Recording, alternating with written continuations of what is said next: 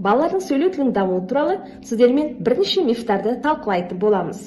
Бірінші миф. Ұлдар қыздарға қарағанда жайырақ сөйлеп бастайды. Бұл қалыпты жағдай. Шындық. Ұлдар мен қыздарды салыстырғанда, ұлдарда шамалы сөйлеу тілінде кідірісі болғанымен, айтарлықтай кідірістің болуы маманға жүгінудің басты себебі.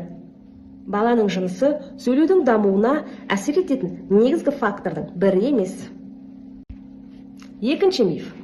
Ол жай ғана жалқау, қалаған кезде сөйлейді. Ал шындығына келгенде, сөйлеудің кешігуі жалқаулықпен сирек байланысты. Ол әртүрлі себептерден туындауы мүмкін. Даму проблемалары, есту, неврологиялық факторлар және тағы да басқалары. Мұндай кідірістерді елемеу мәселені нашарлатуы мүмкін. Үшінші миф. Балалар қаншалықты теледидарды көп көретін болса, соншалықты сөйлеу тілі тез дамитын болады. Шындық. Гаджеттер, теледидарлар, немесе телефон, ол балалардың белсенді сөйлеу тілінің дамуына ықпал етпейді. Сөйлеуді қалыптастыру үшін ата-аналармен шынайы қарым-қатынас қажет. Онда олар қарым-қатынас арқылы үйренетін болады. Төртінші миф. Егер балалар 3 жасында сөйлеп бастамаса, бұл патология. Шындық. Әдетте балалар 3 жасқа дейін сөйлеп бастайды. Балалардың сөйлеу тілінің дамуы туралы сіздермен бірнеше мифтарды талқылайтын боламыз. Бірінші миф. Ұлдар қыздарға қарағанда жайырақ сөйлеп бастайды. Бұл қалыпты жағдай.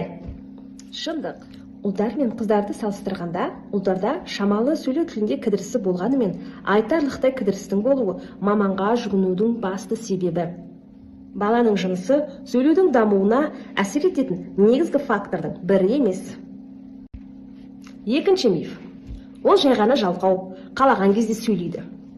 Ал шындығына келгенде, сөйлеудің кешігуі жалқаулықпен сирек байланысты. Ол әртүрлі себептерден туындауы мүмкін.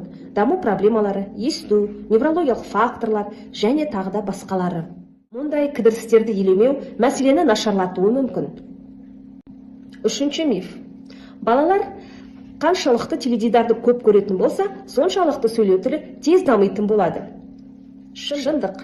Гаджеттер, теледидарлар, немесе телефон, бұл балалардың белсенді сөйлеу тілінің дамуына ықпал етпейді. Сөйлеуді қалыптастыру үшін ата-аналармен шынайы қарым-қатынас қажет. Онда олар қарым-қатынас арқылы үйренетін болады. Төртінші миф.